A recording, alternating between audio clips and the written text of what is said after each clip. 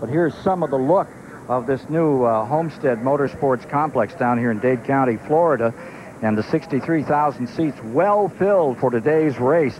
If you saw Sports Illustrated this week, a wonderful story about the man that put it all together, Ralph Sanchez. Ralph, looks like you got a sellout for this weekend. Congratulations on such a beautiful track. Thank you. I tell you, we're really excited. This is the largest crowd that I've ever had on a Saturday, and we're looking forward to a great race here today and tomorrow. Okay, well, we're getting ready to give you a starting lineup right now. NASCAR will do it for you, let me tell you. We're going to see a great one of the All-Pro Series ready to go. We'll take a look at the lineup as the field begins to roll. In row number 1, you've got Mike Harmon, the Alabama veteran, fastest qualifying time in All-Pro history. Beside him is Wayne Anderson. What a great driver this youngster is. Won her at Nashville 3 weeks ago. You get to row 2, and you've got Scott Walters, who won the Winchester event back in September, and a 4-time winner, Toby Porter. This guy is good. Row 3 is Matt Hutter, and with him comes Carl Long. In row number 4, fresh off that Phoenix Winston Cup victory for Richard Petty, that's Bobby Hamilton, who grew up on these cars, and Ron Young, the Georgia veteran, with 4 wins this year. Row number 5 is Rick Crawford, Alabama driver, and a Vermont driver, Nipper Elsif, out there. He's qualified in 10th position. Row 6, Randy Porter starts 11th, and Buzzy Rudiman's kid, David, son of the legendary Buzzy Rudiman. David Rudiman in 12th position, the 00. In row 7, it's Mike Cope, hoping to wrap up his second All-Pro title today, and Steve Christian, a freshman driver with 2 wins already this year. Then in row 8, it's Kevin Prince and Ken Alexander. In row 9, hey, that name Hank Parker? Yeah, that's the Hank Parker. That's the Hank Parker family. That's the greatest bass fisherman in the world. That's his youngster out here in 17th position. And Tammy Jo Kirk. She is a legitimate challenger to win this thing. Row 10 is Steve Allison and Dan Matthews. Row 11, Conrad Burr and Randy Rollman. Then you've got Spanx Overbeck in row 12 and Brad Payne. Row 13 is Robert Burrows, Mississippi veteran, and Mike Franklin. Row 14 is Charles Collins, 67-year-old rookie, and Carl Hedden is there too. In row 15, it's Keith White and Steve Smith, Tim Sauter and George Engel are in row 16, and Derek Gilchrist is going to round out the field. 19-year-old driver from North Carolina, starting back there in 33rd position. So we're set. This is 150 miles to be run, 100 laps on this mile and a half. Give us your feelings after what we saw in that consolation round, that last chance qualifier, as we get ready to see the All-Pro take on this track for the first time, Larry McReynolds. Well, this is going to be a great race, but it's got a tough act to follow after that Busch Grand National consolation race. But there's so many factors here. You've got guys here like Mike Cope, Rick Crawford, Toby Porter. They're graduating after today. They're moving to the Truck Series, to the Busch Grand National Division. You've got a championship hunt going on here today. Mike Cope has to finish 22nd. If he finishes 22nd or better, he's locked this Slim Jim All-Pro Series championship up. And again, I mentioned it in the opening, these guys has only had very little practice here. Just getting ready to qualify. No practice running together at this mile-and-a-half facility, so it's going to be interesting. At the drivers' meeting this morning, they talked about the rules, but they spent the entire meeting talking about patience and how you just need to run the race, take care of yourself, and be there at the end. Being there at the end is going to be the trick on this one. NASCAR has really worked hard. These guys were saying that actually they thought it was easier without, it's the same old story as Talladega and Daytona. It was easier without the restrictor plate. They said you got to pull so hard and go so deep into those corners. They said we're taking it down way beyond where you usually would. And they feel that when they start to double them up, they could have some real wild adventures. Well, Ken, they put a 1-inch restrictor plate. It knocked about a second off of their lap times. But these cars still, the pole, Mike Harmon, he would have been fast enough to have been in the top 20 of the Busch Grand National race. These cars only weigh 2,800 pounds with the driver. So that means they weigh about 2,550, 2,600 pounds. They really handle good through these corners, much, much better than the Busch Grand National cars that weigh about 3,300 pounds. So they really go through the corners. That's going to enable them to really run down those straightaways good because they get off the corners so good. 150 miles. Let's talk about pit strategy. Dick Berggren. It's going to be really, really interesting. Pit strategy could well determine the winner of this race, Ken. They're only going to need to take one pit stop. Now, suppose a guy pits real early, short pits hit. gets his tires, gets his fuel, goes. He doesn't have to come back in again. The other guys who had not yet pitted, they're going to have to pit a little bit later. They're going to start out behind him, but they'll have a little bit fresher rubber. And if you talk to the drivers about pit strategy, they don't know what they're going to do. They're going to try and wait and see what happens. It'll be interesting to see how it all plays out and who tries short pitting and who tries to go long. Dan Matthews, number 96, is down there in the pits right now. They've got the hood off, and they're doing some extra work on that machine as we get ready to go. Homestead 150, 100 laps, 150 miles, $100,000 purse. We expected action. We didn't quite expect that much out of that last chance qualifier. That was unbelievable. These guys told me, talking about these restrictor plates in these cars, it's hard to pass. Track position is going to be real important. Dick Berggren iterated it. What the pit strategy is going to really be a key here. Do you get in and get that track position for late in the race, or do you come in and have those fresh tires for the last run near the end? Let's see how they're going to do. Back on a super speedway. NASCAR, Slim Jim, all-pro competitors coming down out of 4 and getting ready to run at Homestead.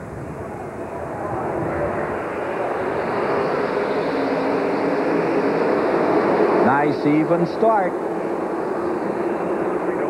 Looks like Wayne Anderson on the outside trying to make a run in turn 1. He's still got it hung out there. Not able to get it through. Holding that first spot. Mike Harmon, the last time he was here, came out with a broken leg, broken ribs. He said, hey, I set a record. I was the first guy to ever ride in the ambulance at Homestead. Mike's tried some Busch Grand National races this year and has made each and every one that he's run. He's trying to get him a Busch Grand National ride for next year, full-time program. So a good showing here today would really... Yeah, we've got one that brushed the wall. That is Carl Long. He just brushed the wall, and I'm sure he's bent something in a tire. Let's take a look. As he came out of 3, he just barely creased that car, and he's dropping back. He'll have to pit next time around. Take another look at what happened to Carl Long. Come off turn 3. He's up high. He's up out of the groove. Gets loose, gets up against the wall. Looks like probably he hit the wall so hard that he's bent the rear end. There you see the left rear rubbing the quarter panel. He's going to have to get in and get that fixed. So the veteran of the NASCAR Mid-Atlantic region out of Roxborough, North Carolina, we got the Eddie in trouble.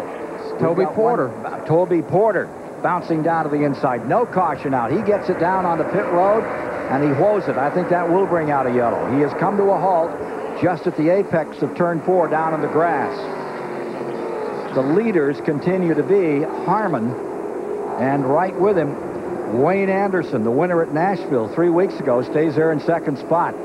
Ken, we've run 2 laps into this event. The second place guy in points is sitting in the infield in trouble. There you see him getting out of his car. Knows that probably his day is done, and certainly the championship is done. A lot of damage to the right front of that car. Looks like he may have hurt his leg. Steve Burns is down on pit road with their crew, I think. Yeah, Ken, with Joey Bishop, who's one of the crew chiefs for Toby Porter. Joey, has he talked to you from the car? No, he got him out of it, though. He seems to be hit pretty hard, so we just have to wait and see. I ain't heard from him yet. It's tough to go out this quick in second place. Well, that's part of racing. Okay, Joey, thank you.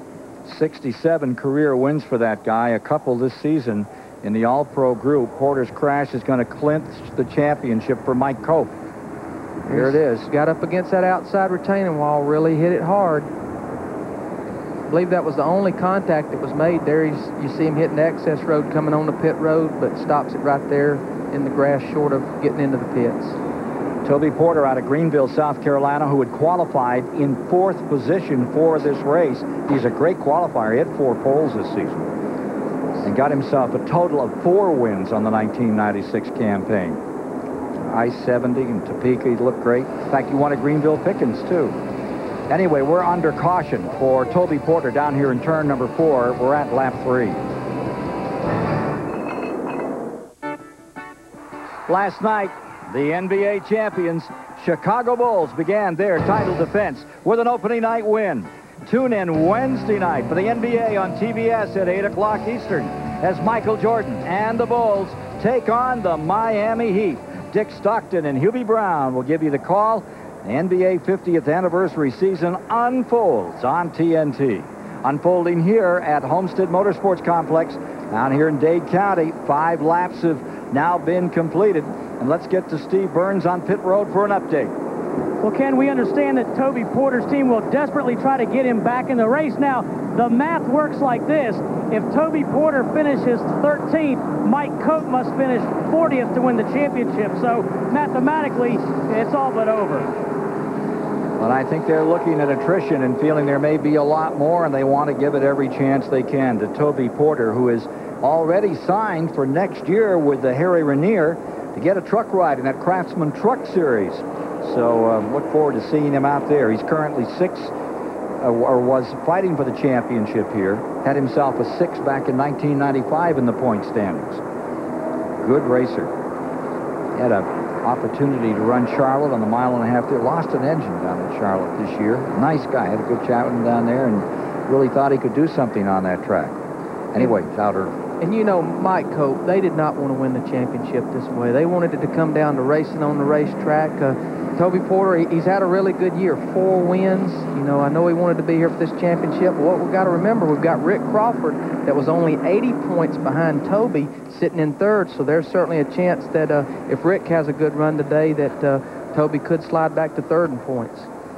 Mark Harmon is on the pole for this race at 136.982 miles per hour. He turned the 1.5 miles at 39.684. And we're 1 lap away from seeing Mark Harmon bring the field down for a start. When he does, 2nd place will be Wayne Anderson, followed by Scott Walters, then Matt Hutter in 4th, Ron Young in 5th, and Bobby Hamilton leaps up into 6th spot. Nipper Alsop from 10th into 7th as we get ready to go. That's not his real name. Are you surprised about that? He used to have a crew chief. He used to imitate W.C. Fields. And his dad was Bill Alsop, that was Rookie of the Year at Indianapolis. They had this crew chief that would imitate W.C. Fields. I don't know if he really liked kids or not. Chris Wallach. He used to say to Nipper's dad, "Is the little Nipper coming along?" I knew he had to get that nickname as a little boy. And the little Nipper it has been ever since. Now he's up to 7th, and he's 24, and his real name's William. Getting set for a start, Mike Harmon brings him out. Wayne Anderson right there with him, followed by Scotty Walters. All-Pro division of NASCAR, the Slim Jim Series, last race of the year to decide the championship. In 150 miles, 100 laps of competition. 96 is rolling out again. Dan Matthews has been in and out several times, but he's back on the track now. Pace car ready to come in. We're ready to go racing.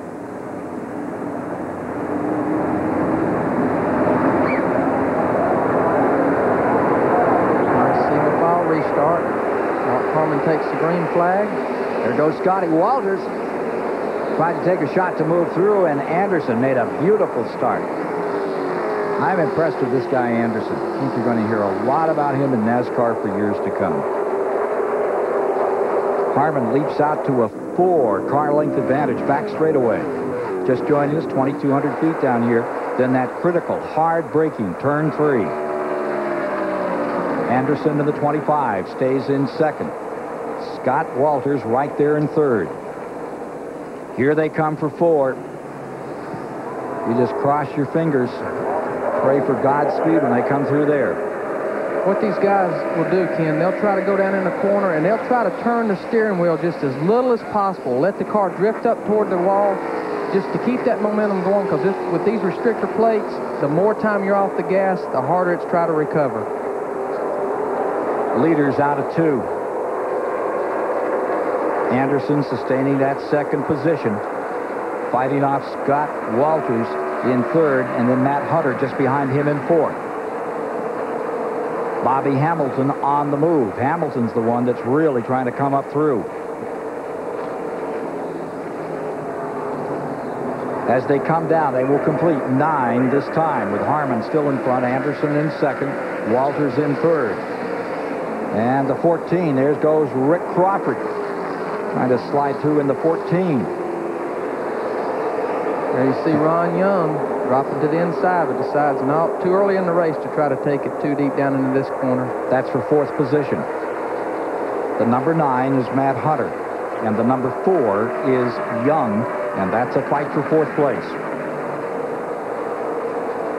These guys are really adapting to this racetrack good. Again, they've had very little practice, just 2 one-hour sessions before qualifying. We saw very little problems in those practice, and so far, other than the one little incident with Toby Butler, these guys are pretty much content just to run in line right now.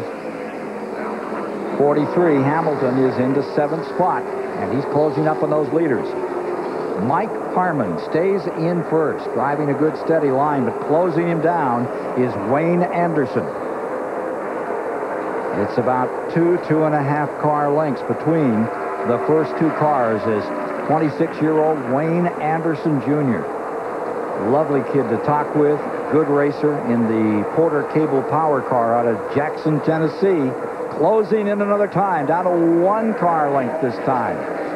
Then Harmon pulls him in the main straightaway, gets it back to maybe 1.5 lengths. Wayne coming off that win a couple of weeks ago at Nashville, Tennessee. Nothing like a win. It'll just keep your momentum going. Got a sponsorship back for next year, did it all himself. You know, he moved to Asheville, this Anderson kid, in 2nd place, and he moved down and ran a whole year, almost like going to school. He wanted just the experience of running against those great Southeastern runners, and he did terrifically. He had 2 wins, finished 3rd in points over there at that new Asheville Speedway. Watch him now. Here's your battle for the lead. It is the veteran, Mike Harmon out of Alabama, who qualified quickest, and young Wayne Anderson right after him out of Wildwood, Florida.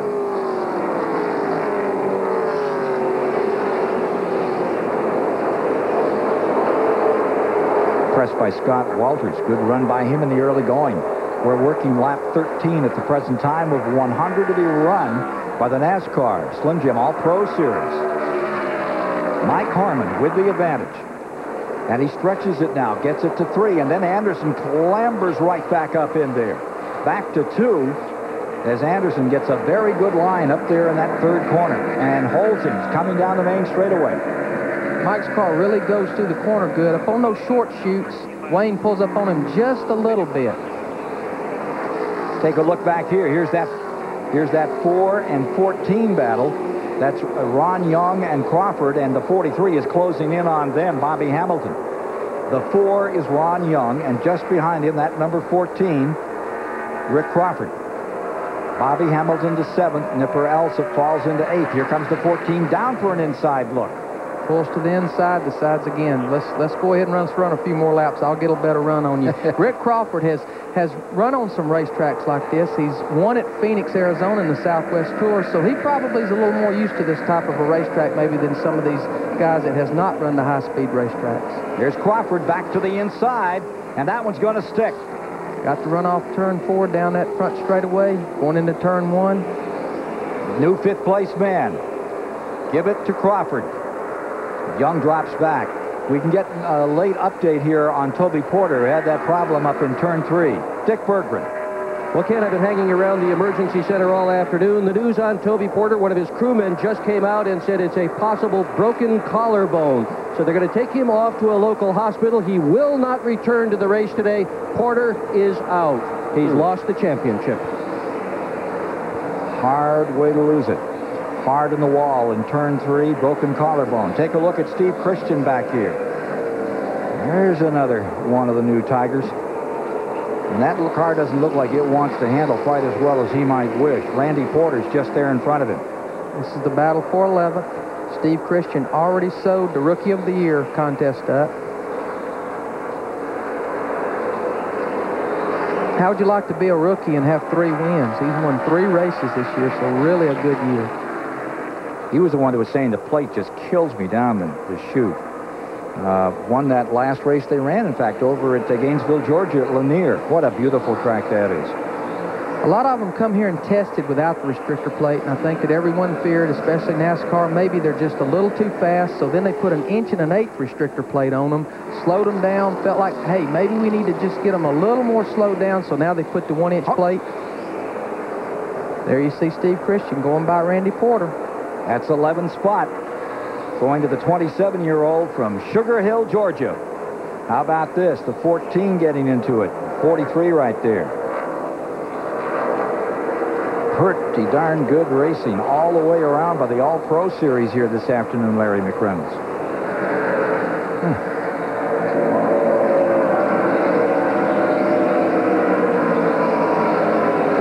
43, that's Ron Young, Bobby Hamilton. Right behind them, Nipper Alsop in the 74. Ron Young in that number 4 car. He's never won an all-pro event until this year. Take a look down on the inside. The 53 begins to mosey up in there. Or is that a lap car down? I think that's Robert Burrows. Yeah, Burrows, he's a lap car. He definitely played a role in Bobby Hamilton getting behind there a little bit. Bobby gets under him going through turn 4. Let's go back up front for a moment. There you see the Mike Harmon, Wayne Andrews, Scott Walters, 1, 2, 3. NASCARs, all pros, looking like all pros here in Florida. Take a look at number 55, Scott Walters coming to the inside on Wayne Anderson Jr. And Anderson pulls him out of turn number 1. Here they come for that second turn, and coming up out of the hole, it's going to be Anderson sustaining that spot. They were running nose to tail while we were away in commercial, and now once again, Mike Harmon pulls away, gives himself the biggest lead he's had, maybe 8, 9 car lengths over Anderson and Walters, running here in second and third. There's your leader, Mark Harmon. He's in the main straightaway, working the 22nd lap.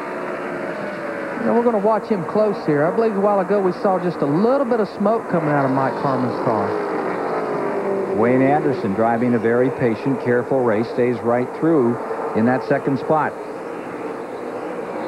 Mike's car really working good on the bottom.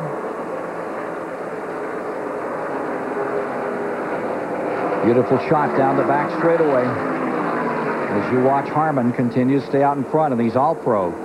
Lightest cars up. We have a caution down. Yellow is out, and it may be there's a piece on the racetrack. I don't see anybody in trouble. May just be some debris. Yellow is down. This comes at lap number 23. They're working the 23rd lap. So this is going to bring the field back together. This will bring Scott Hutter up from 4th, Rick Crawford 5th, Bobby Hamilton 6th, Ron Young 7th, Nipper Alsop 8th, Steve Christian 9th, Steve Allison 10th, and Mike Cope, who was sewing up the championship today, 11th. They were not happy where they qualified, but they're doing a good job out here and staying where they need to be. They'll probably take the bridle off him and let him run for it from now on, with the bad news that Porter apparently has broken a collarbone. Let's take a look at this leader, Mike Harmon. I'm talking about the car showing some smoke out there. See if we can discern what the story is from Larry McReynolds. See, he goes off in the corner. See just a little bit of smoke come out the back of it. You know, a lot of things it could be right there. It could be, you know, maybe a little bit of rear end grease leak. Don't really suspect any tire smoke right there, that part of the racetrack, but it'll be interesting to see how this unfolds. Steve Burns maybe can give us a little more insight. With Ralph Solheim, who is Mike Harmon's crew chief. Ralph, we've seen some smoke. What seems to be the problem? We had a little bit of oil leak yesterday, and I don't think we got it all cleaned up under the car. Kind of rushed this morning. We did stop the leak, and I think it's just what was left touching up on the headers. Okay, Ralph, thank you. We're in good shape. Temperatures are good. We're in good shape. Confidence there. Sounds like he's pretty confident that maybe they did have a little leak yesterday, and a lot of times, you know, it will be hanging out on the firewall and drip down on the headers and cause just a little bit of smoke. We'll find out how confident McReynolds is about Jarrett and Irvin in Atlanta in a week in just a moment. Stay with us.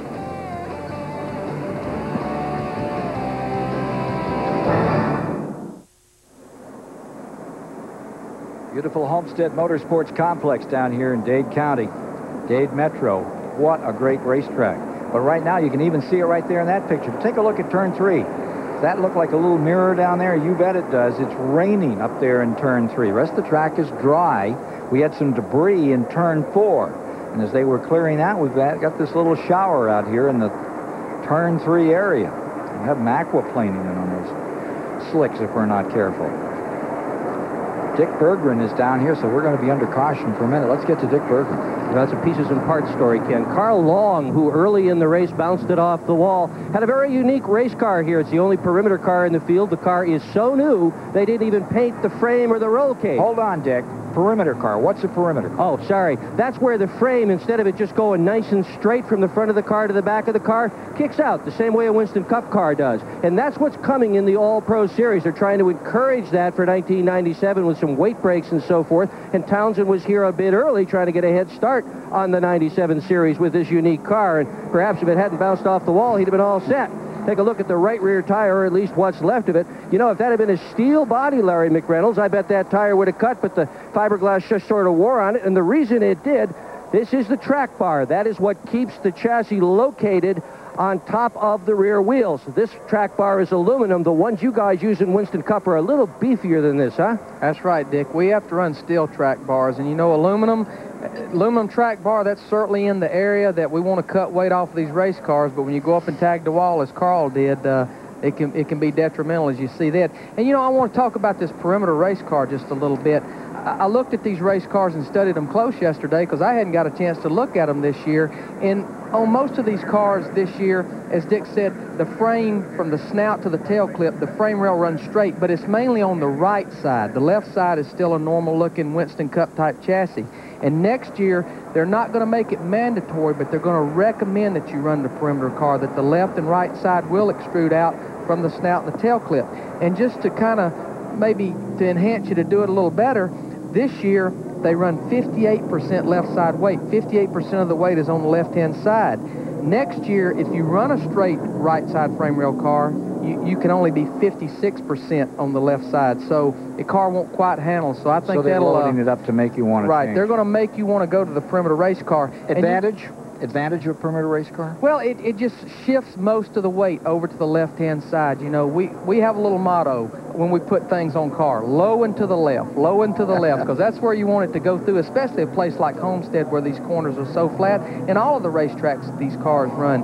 And because the right side frame rail on most of these race cars is so far inboard, what NASCAR did for the high speeds here is they had these guys add 2 extra bars outboard toward the door, because right now with the frame rail being straight, the door bars are way inboard. So they said, guys, going to Homestead, 1.5 mile racetrack, speeds 130-something miles an hour, you're going to have to add some door bars that are outboard a little bit, just in case we go up and hit the wall, as you saw Toby Porter do on about the first or second lap of the race. Comes out with a broken collarbone. Well, there's the story from Larry McReynolds. And you know a little bit more about the new perimeter look that will be in the All-Pro Series next year. We have a short rain period. It's already stopped up there, but it's had a little dew, a spot of rain in turn 3. Let me ask you while we got a minute. Winston Cup goes to Atlanta, Georgia next week. Championship battle has turned into such a dramatic affair with Terry Labonte down here yesterday showing that wrist. He took his glove off. I mean, that thing looks like the Frankenstein monster. It probably will be better by next week, but the determination of Terry Labonte, just such a great championship story. And then you've got Jeff Gordon, defending champion, who was no wonder boy. He's in it again. He's ready to go for the title. And you're only 99 points out with Jarrett. And Irvin has always liked Atlanta, as I recall. He likes that big corner feeling that you get at Atlanta. Give us a little overview from Larry McReynolds, crew chief for 2 of the top drivers in this big shootout in a week. Well, the first thing I got to do, I got to tip my hat to Terry Labonte and Gary Dehart and his guys. They go to Phoenix, first trip on the racetrack. Throttle hangs on the race car, tears their primary car up. Terry breaks his hand. They unload a backup car. They come back to finish 3rd. A lot of determination there. We've got Dale Jarrett sitting 3rd in the points. We're going to go to Atlanta, do everything we can to try to win this championship. The tough thing is we're not trying to overtake one guy. We're trying to overtake 2 of the toughest in the business, Jeff Gordon and Terry Labonte. But we're just going to go there and do what got ourselves in that position. Go down there, try to lead some laps, and try to win the race. Ernie Irvin, Atlanta, he does love Atlanta. Last year when he come back and run his 3 or 4 races, running the top 5 all day long, had to make a late race fuel stop, and they ended up, I think, 7th. Been there testing for 2 days. I come straight from Atlanta down here to Homestead. We tested 4 cars there for 2 days. Did some swapping around. Actually, Ernie had to leave us to go to the truck race in Las Vegas. Dale spent Thursday running 4 race cars, so we feel like we've handpicked a great car for Dale, a great car for Ernie. We're trying to get Ernie as high as we can in the top 10 in points as well. He's sitting 8th, I think 11 points behind Rusty. So just like every division in NASCAR, you're looking at that championship hunt, but you got to look back through, because the goal is you want to be in that top 10. You want to walk up on that stage at the Waldorf in New York. Larry McReynolds with us today on TBS. We're watching the All-Pro Series run their season finale here in Homestead, Florida on a 1.5 miles, and these kids are looking great.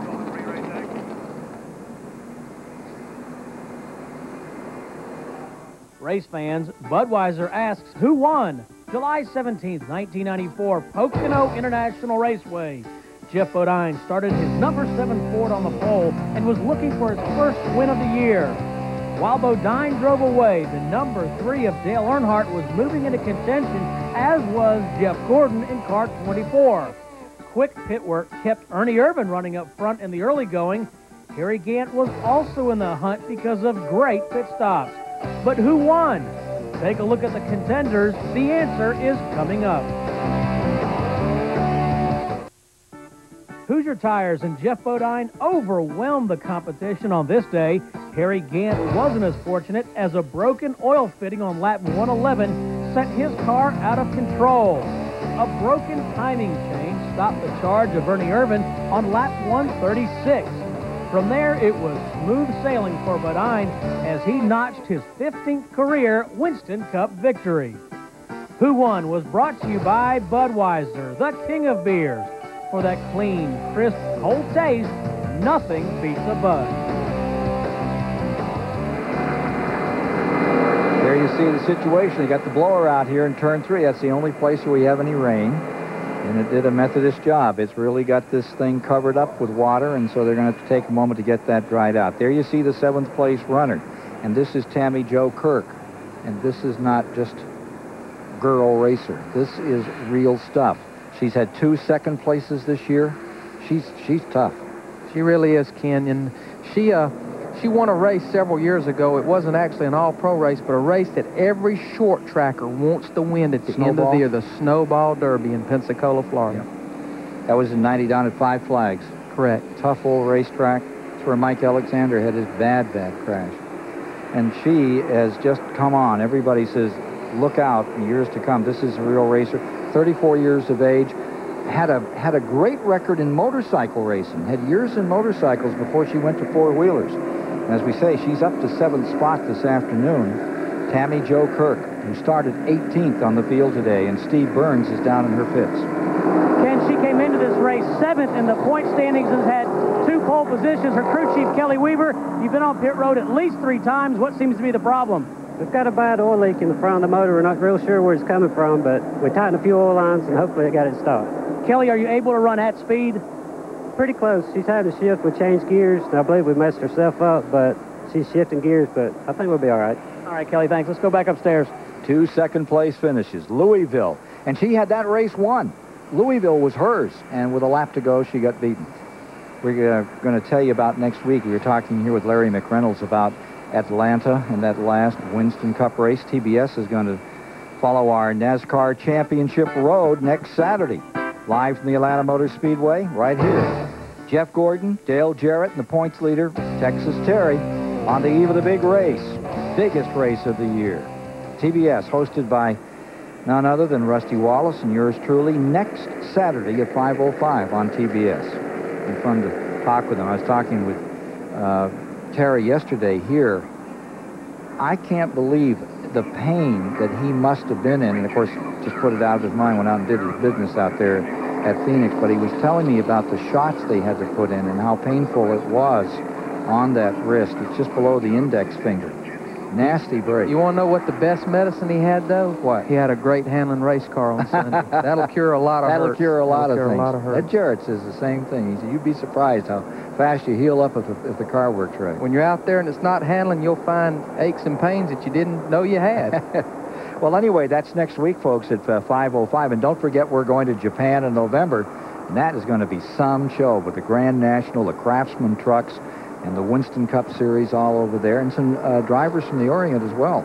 It's going to be an interesting show. The two Robert Yates Racing Fords, they're somewhere right now, afloat somewhere in the Pacific. We loaded the containers a couple of weeks ago, and you hope they get to Suzuka. We hope they get there. We hope we open the right containers when we get there in a couple of weeks. What? You didn't order a whole set of teddy bears, did you? Let's go to Dick Berggren. Ken, one of the neat things about the crowd that's assembled here to run this race is that there are so many interesting stories. One is about the leader of the event, 40-year-old Mike Harmon. When they first opened this place, Mike Harmon had a horrendous crash. Broke his leg, broke his elbow, broke his teeth, cut his tongue, and you'd think a guy that has been through all of that wouldn't even want to come back. Instead of that, he came back here the first chance he got to run this event, put the car on the pole, and the way he is doing it is by going faster than anybody else through turns 2 and 4. His strategy today, run wide open through those 2 turns and just hang on. By the way, he is one of those who is likely to short pit. His plan, pit early, take fuel, take tires, and that's going to put him behind everybody else. But when they pit, then he'll be at the lead. That's the plan, at least at the start of the race. We'll see how it unfolds. And there's a Labonte attitude, as we mentioned earlier. He asked him about that awful wreck he had, and he said, hey, I'm in the record book. First guy to ride in the ambulance. That's him, Mike Harmon, in the 24. And Ken, Dick's talking about how he's running wide open through turn 2 and turn 4. And what that does, that keeps the RPMs up on that engine with that restrictor plate and lets it really run down those straightaways. And, you know, when I was running around the short tracks back in the late 70s, early 80s before I moved to Winston Cup, this guy right here was running short tracks and winning races. And if he can just get the right break, I think he's gonna be something to reckon with. I think they've decided to put the red flag out here, Ken. Yeah, it looks to me like that it's so wet out there in 3. The rest of the track is bone dry. Just a little piddling storm came along, dumped itself on that 3rd turn, and they've got to get that thing dry. There's no way you can run when you can see it glistening like a mirror over there at the present time. So they're bringing the field back down. I think they're coming onto pit road as we speak. Here they come through this 4th turn. We were talking before, how do you feel, Larry McReynolds? A lot of the drivers have such a, they come in with a hard opinion about this racetrack. It's 4 corners. Only thing I can think of is like Flemington, New Jersey. Everything is different. They say, why didn't they build it like a Charlotte? Why didn't they build it like a Rockingham? And Ricky Craven said yesterday, hey, that's the challenge. This thing is different. This is the most exacting and precise track that we've had to run on. I think that's the challenge. Where do you come down on that? Well, I think if you look at an aerial view of this racetrack, or even sitting up here in the booth, it's a 1.5 mile Indianapolis, and it has a lot of characteristics that exist. You have to have a lot of motor. These straightaways are long, from turn 2 to turn 3 and turn 4 back to turn 1. It's some long straightaways. Then you have the little short chutes between these corners that, yeah, you've got to have a high enough gear in it that you don't turn it out of the frame down the long chutes, but you got to get up those short chutes. Then you've got 4 corners, 4 distinct corners that you've got to handle good through, or they'll be screaming at the motor man, hey, the motor ain't running, but probably it's because it's not going through those corners. We're going to take a break and be back with you. We are under a red condition. There are 33 of 150 laps complete, and we've had a darn little shower over here in turn 3. 36 laps now complete as they came across the stripe. 37th, and here's the revamp after they've been on pit road. Harmon leading, Anderson 2nd, Walters the same, Crawford 4th, and Hamilton up to 5th. Ron Young to 6th. Alsop up a spot to 7th. Stevie Allison to 8th, with Ron Porter then in 9th, and Hank Parker comes into the top 10. Now, I think what people like Steve Christian and Mike Cope, what they want to see here, they want to see say a 10 or 15 lap run, and then another caution come out, because they're still going to have fresh tires. They know these guys at the front are going to have to come in and pit then. Mike Harmon ready to lead the field down, picking up a little momentum now. Pace car still on the track. We're out of turn 3. We're ready to go racing once again. Can Mike Harmon stay in front of young Wayne Anderson and Scott Walters right there knocking on the door? There you see the lap car of Robert Burrows to the inside. The lead lap cars go to the outside on the restart. Rick Crawford in 4th spot, moving to the Craftsman NASCAR Truck Series in 1997. Tom Mitchell, the car owner on this rig, back there in 4th. At Indy cars. Here we are on the breakaway down into turn number 1. Harmon right back. tending to his knitting, gets himself a 3-car length advantage out of turn 2. The rest of the field carefully gets themselves down into that back straightaway. Now here we come to that critical moment. Everybody jammed together, going for 3. Wide open for 2,200 feet.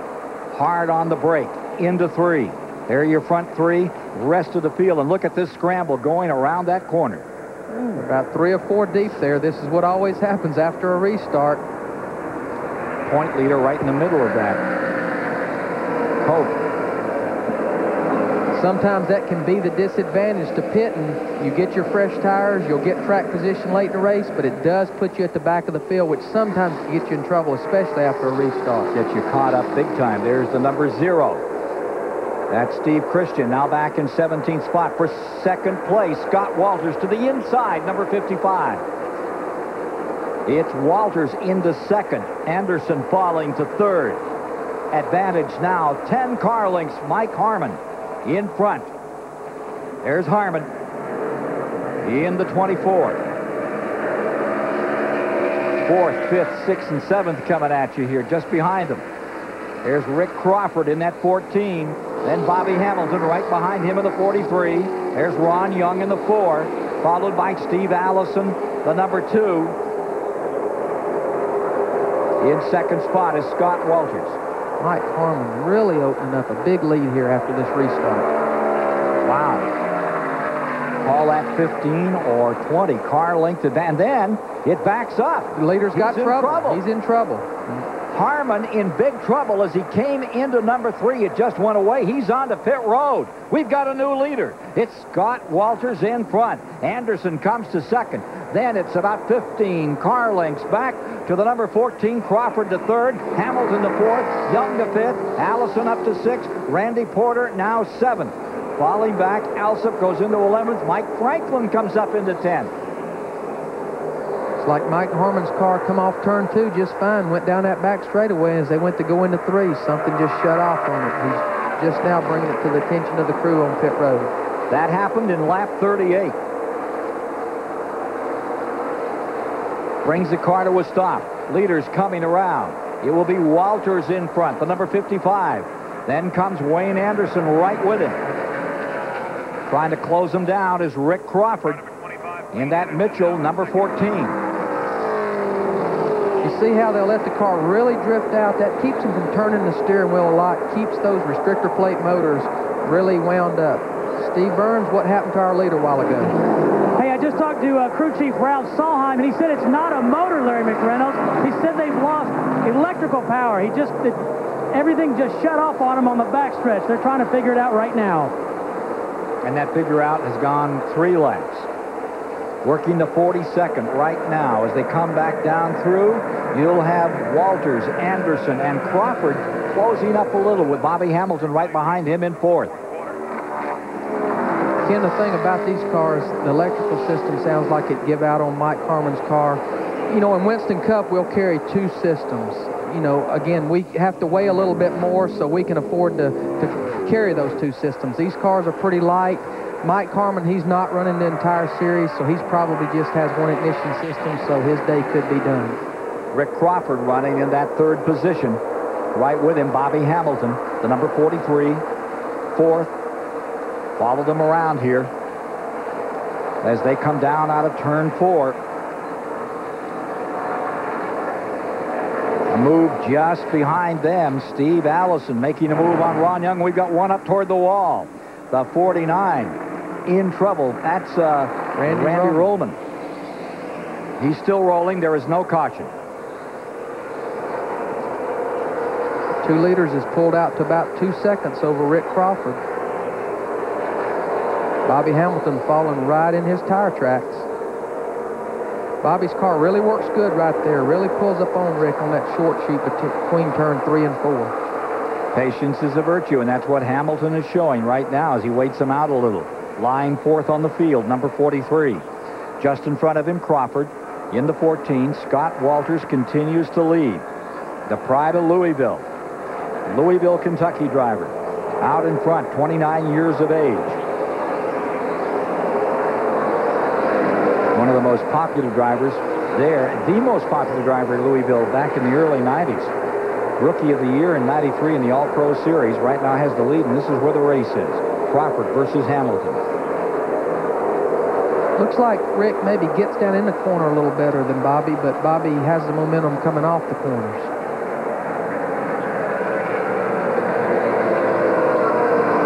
There's that number 2 that's on the move. Steve Allison has just moved Ron Young back a position. Steve Allison in the number 2 winds in the 5th position as he continues to move up through the field. The Phoenix City, Alabama driver, just 30 years of age. He's on a roll right now. Oh, take a look at that one. Those are the front-running folks, and Wayne Anderson's going out in front. Anderson getting around Scott Walters as they split on a lap car. Here they come back in the main straightaway. Anderson in the 25, Walters in the 55, down to the inside. Boy, you'd think they were back at Louisville this afternoon, Larry. Well, you would think there's about 5 to go, and we're not even halfway.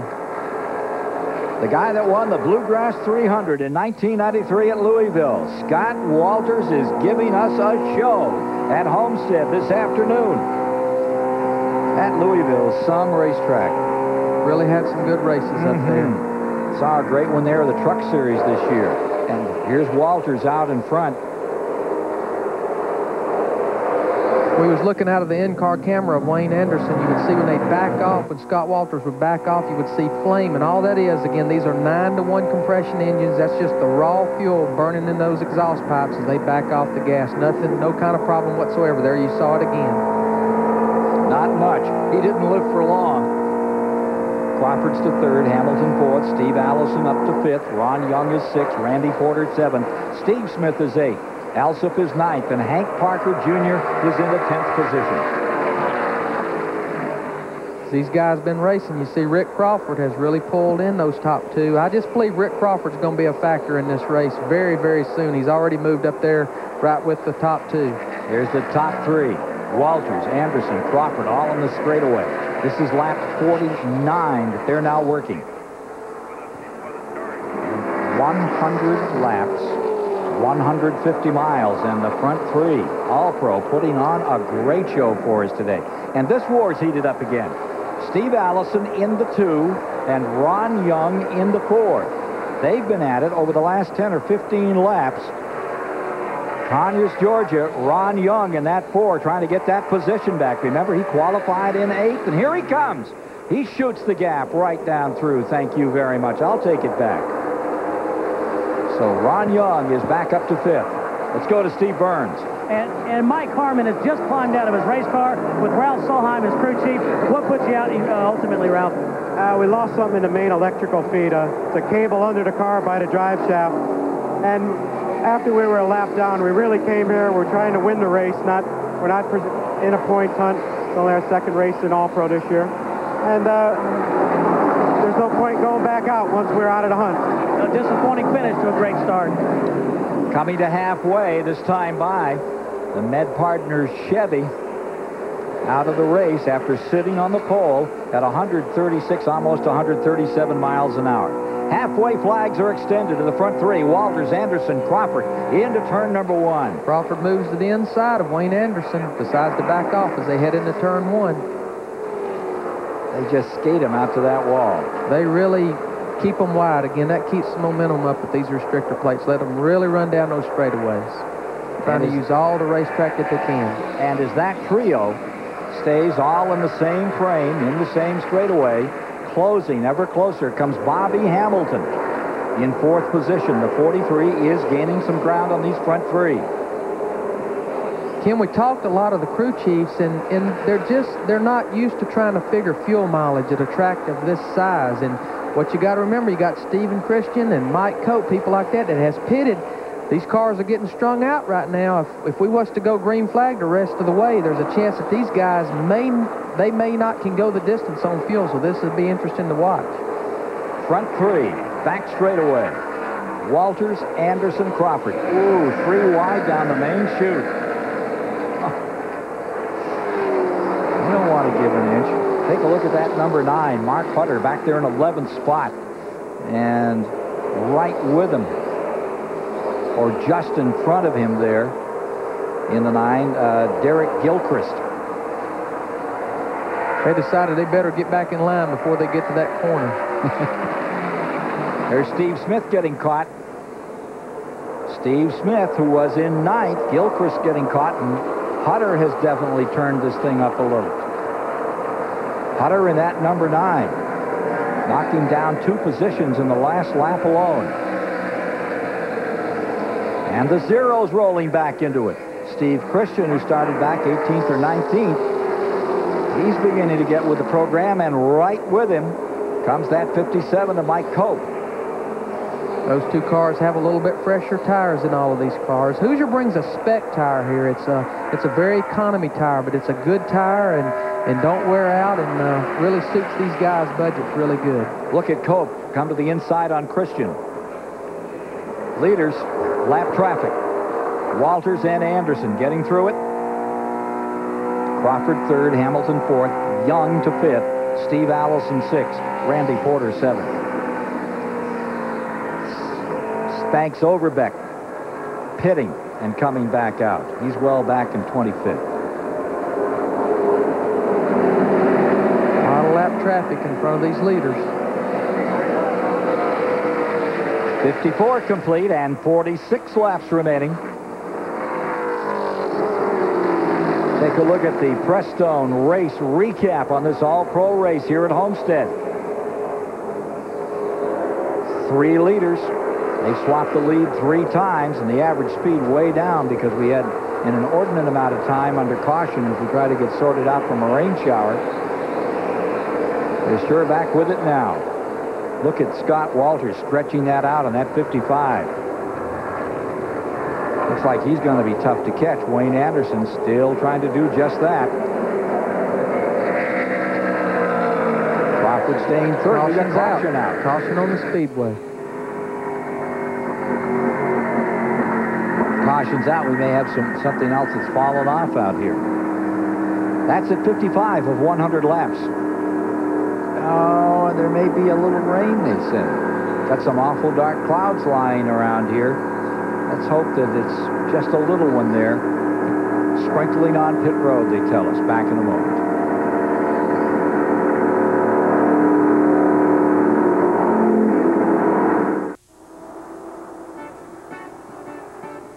Back at Metro Dade, Homestead Motorsports Complex.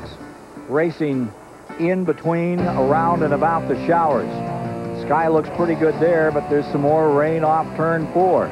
Trying to get this one ready to go once again with Scott Walters, Wayne Anderson, and Crawford, and the leaders are all headed for pit road. There come the front 3. There comes the front 4. Did Bobby Hamilton stay out? Bobby Hamilton did stay out. There's a lot going on here. These guys needed to pit, but when I look over turn 4, rain is on the way, and we are past the halfway point, 7 laps past the halfway point, so this is going to be really interesting. Dick Berggren, you're in the Scott Walters pit. What are they saying? Well, what they're saying is that they are only going to take 2 tires, Larry McReynolds. Young Jason Walter, who is the 21-year-old crew chief on this team, has made the call just to the outside. Just 2. Let's go to Steve Burns. Dick, hey, they say Wayne Anderson is going to take 4 tires. Now, he has 11 top 10 finishes this year and won that big race at Nashville a couple weeks ago. And sure enough, they come around to change the left side tires. Wayne Anderson will change 4 tires and take gas.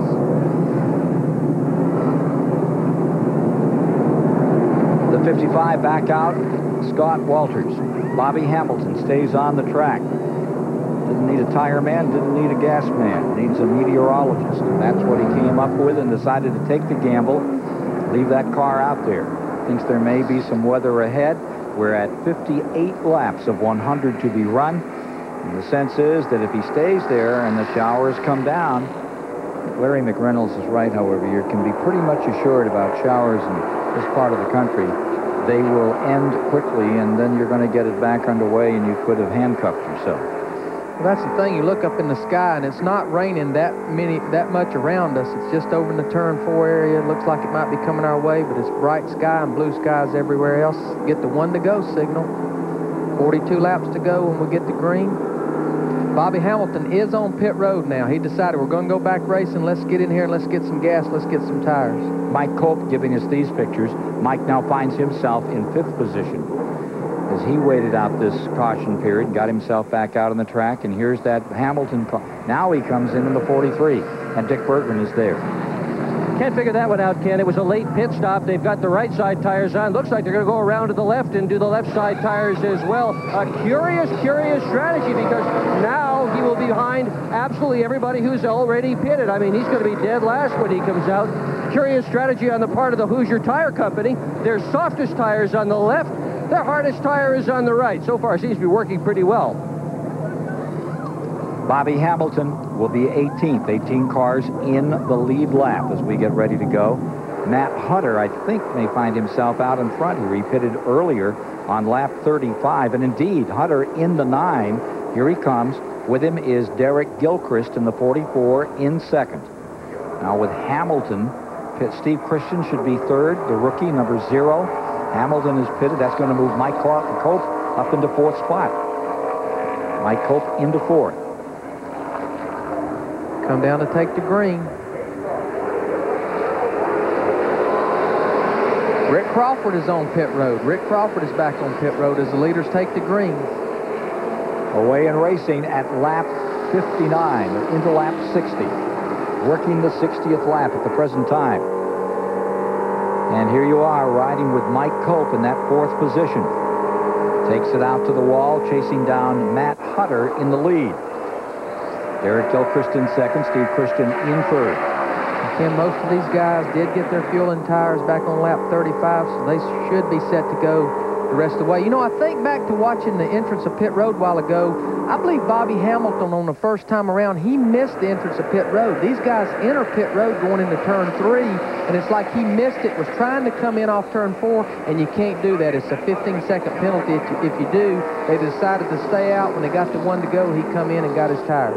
The rookie Christian in the 0, just in front of defending and current champion Mike Cope.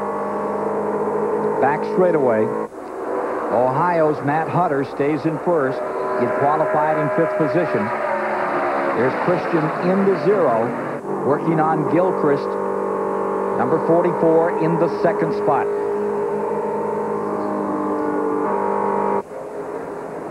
Rick Crawford now back in 18th position after that pit stop. Steve Burns can tell you more about it. And this is a crew that's not too happy, Ken Squires. They missed a lug nut on the left rear, and the officials made them come back in to tighten them up. Ooh. Boy, that'll hurt you big time. How about this Derek Gilchrist in the number 44, who has found 2nd place. He started dead last in 33rd. There you see it, the 44. They missed the setup coming in. Now Christian dives down to the inside, runs him even through 3. Well, I don't think I'd want to run too wide up through there. Whoa. Tight racing, really tight racing. Down the straightaway they come. 57, Mike Cope fades to the inside. The 44, Gilchrist trying to hold the line, and still Steve Christian there. He's up to 2nd spot. That 0 looks like a handful. While these guys are racing, Matt Hutter, he's pulling out to about a 15-20 car length advantage. And, you know, I knew the name Hutter sounded familiar. Matt is the son of engine builder Ron Hutter that builds a lot of the Busch Grand National engines. And a lot of the modified motors, those Hutter engines. Matt Hutter with the advantage as you ride with Cope. Wow.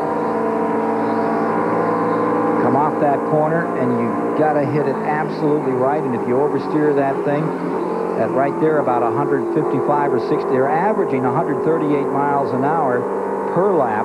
They're down to about 115 in these very tight corners. And then you get back in it in these 2,200-foot straightaways. This is all for that 2nd position. Derek Gilchrist has reclaimed it. He's brought Cope with him into 3rd, and Christian falls back. As they went down the back straightaway, I seen Gilchrist give a sign to Mike Cope, and I believe these guys might be working together right now. They know that these leaders are getting away from them a little bit, and they might want to try to draft and run together. Let me correct something. Christian stays 2nd. He has pulled away from this group. He has pulled away from this group. Had that confused with the 55 of Scotty Walters, who's up there. There's Walters in 5th. David Rudeman comes up into 6th with the 00. There's your leader, and you can get a relationship between the leader, Matt Hutter out of Ohio, and that second-place star, Steve Christian, and they're side by side back there for 3rd. Mike Cope didn't work with him long. He said, it's time to get by you and let's go. 44, Mike, 44, Derek Gilchrist, and the 57, Mike Cope, putting on a good show for a good crowd out on Saturday here. Hutter leading this event. It's only his 3rd All-Pro start this year. He had taken the pole in each of his previous 2 starts, and those were both down at Nashville.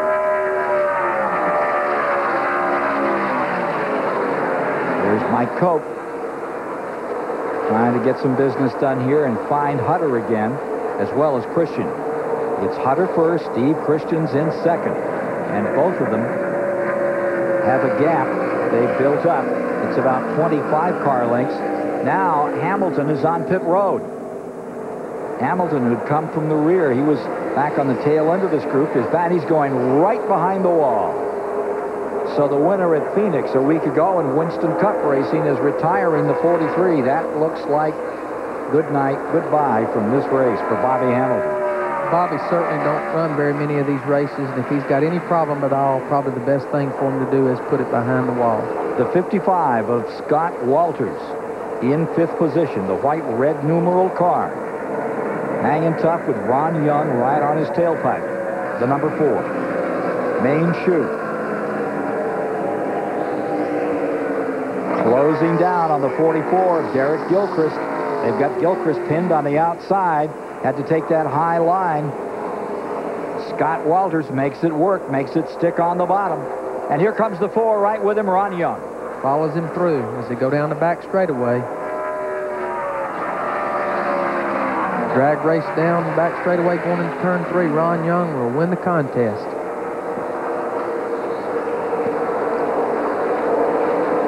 So Bobby Hamilton is out of this race. Steve Burns, what about it? Well, Bobby Hamilton's been looking around the bottom of the car. Bobby, what happened? Great run going. Just a bad pit stop, put us that far behind, and you know, my bread and butter's Winston Cup, and I got a vibration after that tire change, and these cars are getting it through the corners, and I didn't want to take a chance of getting a broke can like there or anything after goofing around. We never should have been behind like that, and it was just a matter of time we'd have been in trouble. What do you think, Bobby? Good call. You know, a lot of times after you change tires, that's the worst thing about it, especially when you're looking at putting your last set of tires on for the day, is one maybe a little out of balance. At speeds like this, sometimes that can be magnified. It can shake your mirror where you can't even see out of it, and you got to suspect a lot of things might be going on when you get a vibration, especially when you run down in these corners 150, 155 miles an hour. And he sure didn't like that pit stop. No, he wasn't very happy over that at all. So it's time to climb out of there before you drive yourself into something and then lose out on the big picture, which is Phoenix for him next week. And with that win at Phoenix, I think Bobby moved into the top 10 in Winston Cup points, so he certainly wants to walk up on that stage in the Waldorf in December as well. Atlanta next week. Phoenix last week. Victory. Love to do it again at Atlanta next week. You'll see Mike Cope, you know, we might remember that he said that his car under the red flag was not turning very good. Looks like on that last pit stop, they maybe got that thing adjusted and got it turning a little better. That certainly lets it run down these long straightaways a lot better. Second, third, and fourth, and there's a change in second. Cope down to the inside. Guides it right through. 55 taking a shot at it. Whoa.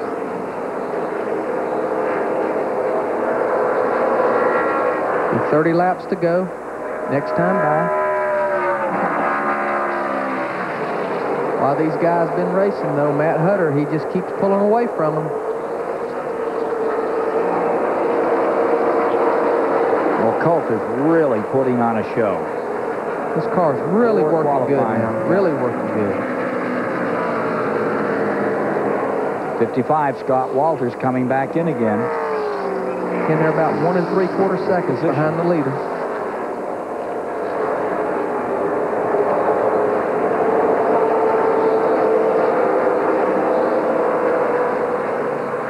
A little zigging and zagging down the back straightaway there. every time. They're trying to do a breakaway. They're trying to get away from each other there. Trying to break that draft, but sometimes with these guys trying to catch Matt Hutter, as you see Mike Cope really pulling some distance on these guys, maybe the best thing they got going for them is drafting with each other. Matt Hutter continuing to lead. Scott Walters just a little bit faster than Steve Christensen. Just can't find the right place to get by him. Hutter continuing to be the #1 guy out here. Cope comes into that second spot. Now you're looking at Christian into 0. You saw Mike Cope gesturing right there. I think he was telling that lap car, get down to the inside. The three of us are coming. 0.8 of a second between first and second.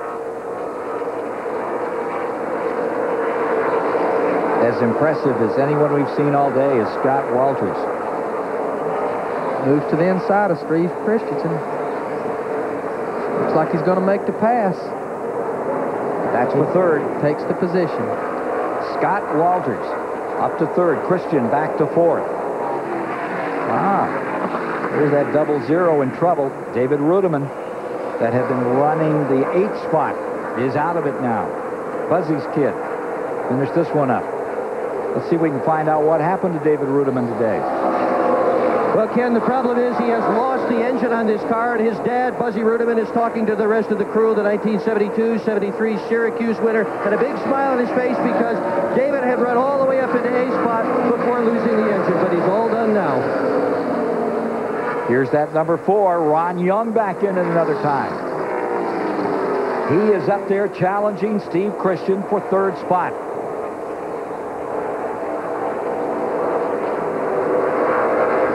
Matt Hutter stays in first. Mike Cope has found second place, and we're checking that interval between first and second. We're down now, getting into the final moments of this one. 74 laps have been completed. There you see Wayne Anderson, his car really working on the bottom. He's working his way back up into contention after that last pit stop. Scott Walters nestled right up against Mike Cope. That interval stretching out now between first and second.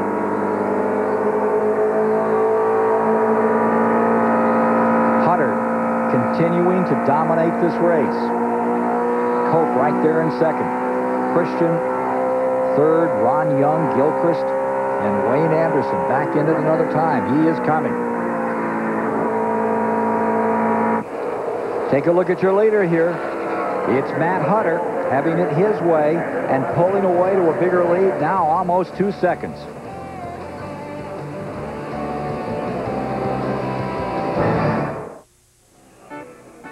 Tomorrow afternoon on TNT, it's live final round coverage of the Sarazen World Open Golf Tournament from the Legends Course at Chateau Elan. Fred Couples, Craig Stadler, Jack Nicklaus compete against an international field. Coverage begins at 2 Eastern tomorrow on TNT. Here at Homestead, Florida, at the Metro Dade Homestead Motorsports Complex, change in second spot. Matt Hutter continues to dominate. But Scott Walters has moved around Mike Cope for second spot. The white, red numeral, number 55, is now your second place car in this all-pro battle. Getting back a little further here, take a look at that number 44. That's Derek Gilchrist in that fourth spot, closing in on the number 0, Steve Christian, in fourth place. Now, Tammy Jo Kirk, who had been running up in the top 10, fell back to 16th or 17th, came onto pit road, and is just pitted. Dick Bergman is with her now. She pulled it right into the garage, Ken. What happened, Tammy Jo? Well, we kept getting, the oil temperature kept going up on our car, then got up to 280, and it was slowing down on straightaway, and we didn't want to blow this local Chevrolet up and crash it in the wall, because you know how bad it'd be here today, so we just brought it in before we tore up something. Good move, but she's going to have some better days. This woman is going to be a victory lane, guaranteed, and not as the trophy queen, as the winner. There she is. See, they've been fighting an oil leak all day long. Might have just run that thing out of oil and just kept, the temperature just kept climbing. You see these guys here, this is 2nd through 7th with less than 20 laps to go. It's anybody's race right now. Mike Cope in second, Christian in third, Gilchrist in fourth, Ron Young fifth, Wayne Anderson sixth, Alsop back to 7th, and Steve Allison to 8th. Scott Walters up into 9th. and Kevin Prince breaks into the top 10, rounding out the top 10 at the present time. We talked about Steve Allison earlier. He was up there running in the top 5. His Uncle Bobby is down here spotting for him from on top of the booth. And they had him out here in the pre-race ceremony. Ned Jarrett was the Grand Marshal for the day and for the weekend here at Homestead. One of the real giants of American stock car racing out of the NASCAR ranks gathering at Homestead for this grand weekend. This race, rain delayed. We've had a couple of scattered showers, one major up in turn 3. Look at that number 0, Steve Christian hanging out there, moving through lap traffic. Hutter stays first, Walters in second. Mike Cope for third. Looked like Mike Cope was closing down on Hutter, and then it went totally the other way. There's your 25, Wayne Anderson. He's in 7th spot. There's your ride with him. That Porter Cable outfit. Out of 4 and down the chute. And so tricky there to get that car hitched up. Wayne and his guys had a lot of trouble on that pit stop earlier. Looked like the jack fell on them on the right side, got them behind, but they have worked their way back up to the 6th spot now. Well, Matt Hutter could be having one of the biggest days of his career after qualifying 5th. Still might have to pit before too long. He pitted back in the 30s, back to between 30 and 35. I believe with these 9-to-1 motors and possibly with the restrictor plates, they should be able to run 65 laps on fuel. But as he's leading the race, Scott Walters is definitely closing in on him. He sure is. Hutter in front, but Walters has closed him down. You can see it. There's your 9, Matt Hutter in first. And here comes that second place man, Scott Walters, after him. Yeah, he's taken it back. He struck it out to about 2 seconds. It's now less than a second between first and second. We're at lap 84. 16 to go. Maybe he can get it done. This is a race for 5th place. Derek Gilchrist, Ron Young in the 4 car, and Wayne Anderson. 4th, 5th, and 6th coming at you. Just in front of them. That was a good shot of Ron Young's car coming down the front straightaway. You see these fiberglass bodies. You saw that hood just above it, and as it got more and more up to speed down that front straightaway. Here you see 3rd, Cope, Christian 4th, then 5th, 6th, and 7th, Gilchrist, Young, and Anderson. There's a good shot of that hood again. This is Ron Young, Wayne Anderson working on him as they go down into turn 3. They have him out of 4.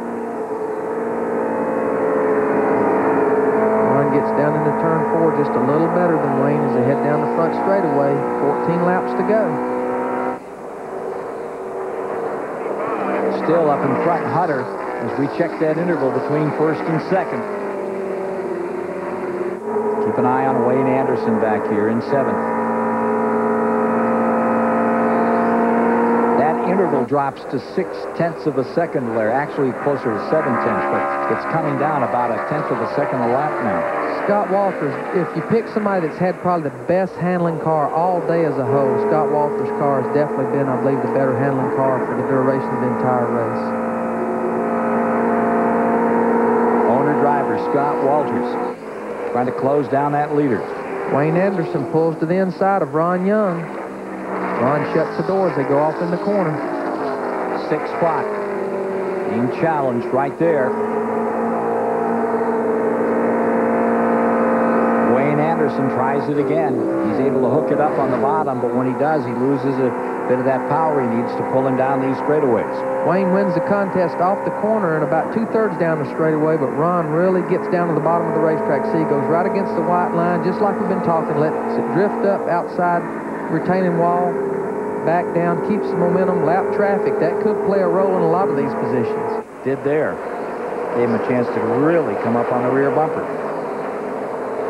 4, giving that lap car plenty of avoidance.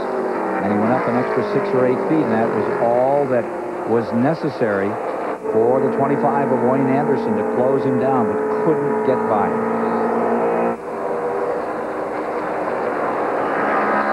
So Hutter stays in first, going for his first career win. Third start of the season. Here you see Hunter in front. But take a look at what's happening. Here is Scott Walters in at 55, and he is there. Dick Berggren can add to the story.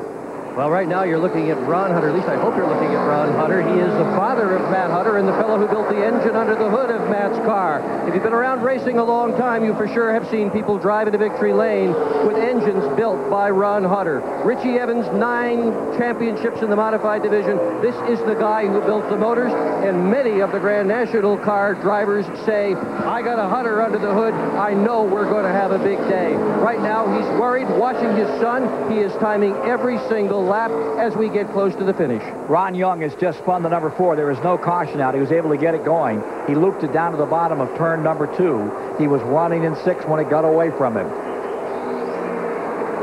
Back underway. Ron Young, here's another look. You go down the short chute, maybe gets a little bit of tag, gets a little loose, corrects it, and goes into the outside wall. He looked like he's definitely going to have some damage to the right side of that race car. Let's get back with the leaders. For first, Hunter, Walters, working the 91st lap. All even across. Matt Hunter and Scott Walters, maybe a car length between them. And making up ground in the last 20 laps has been Scott Walters, ready to challenge. Cope is 3rd, Christian 4th, Gilchrist 5th. And Anderson lies in 6th. Steve Allison now up to 7th. Steve Allison having a great day in the number 2 car. 9 to go. Matt Hunter first, Scott Walters right there with him. Walters throws it to the outside.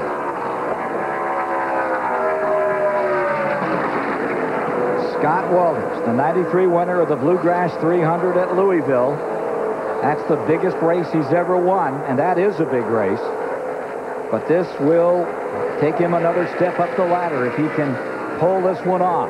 Hunter stays right there in front of him. Woo, the 44 getting down and getting underneath Christian is Gilchrist. Change of position, and the 44, Gilchrist goes to 4th. Steve Christian drops to 5th.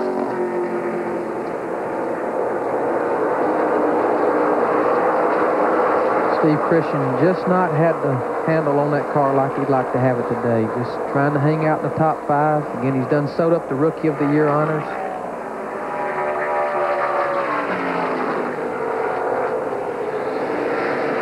Scott Walters really beginning to pitch that car through those turns. But I believe as he's doing it, Matt Hunter's put a little bit of distance back on him. They just got the 7 to go. These guys has pulled about 5 seconds ahead of the 3rd place Mike Cope, so with about 6.5 laps to go, coming down to these 2 guys. Back straightaway, headed for 3. And you're right, Hunter back with the program. Walters, who was literally throwing that car into the corner. He scrubbed off some speed. That's what you can do. You can scrub off speed with these stricter plates, and you can certainly heat up the tires to where it don't get as good a grip off the corner.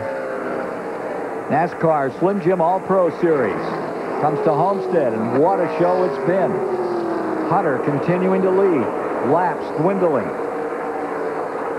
93.5 complete.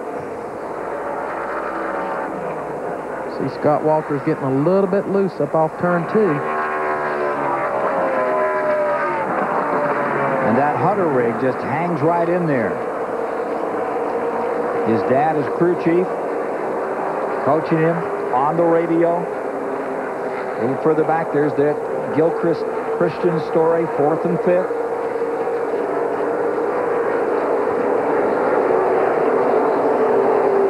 Gilchrist sweeping down out of that corner, takes a couple of car lengths back and loses them here in this straightaway.